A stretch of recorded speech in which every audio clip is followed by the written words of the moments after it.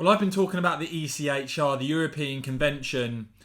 Pretty much me and Nigel Farage have been highlighting this the most when it comes to the issue of illegal migration. The fact that we now have a situation where a Conservative government with a big majority is facing so many legal challenges that it looks like only a handful of people, if any at all, will be on that first Rwanda flight due to take off this evening. A policy that has mass public support, the government limited even with a big majority.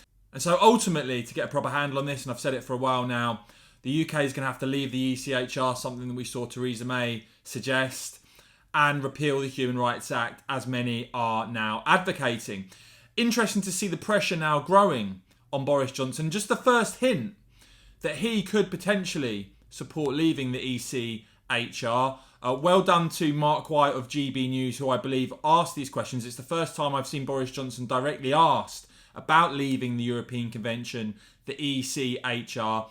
Others are interpreting this, it must be said, as Boris hinting that this is something the Conservative government could do. I certainly think it needs to. I also think Boris and the Tories would get a lot of public support by doing this. And it is ultimately, in my opinion, the only way they are going to stop this madness of illegal migration across from France.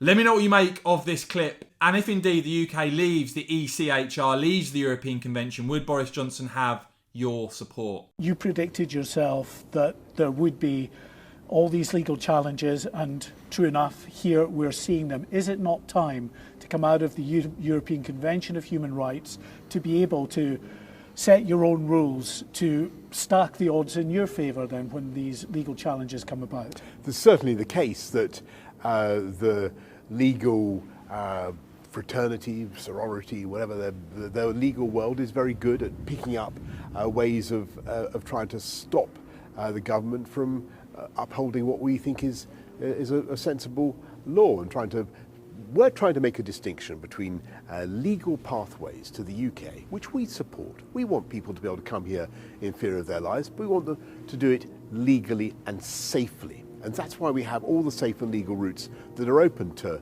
people. What we want to do is to show the people traffickers that they're breaking the law, they're risking people's lives, and it won't work anyway.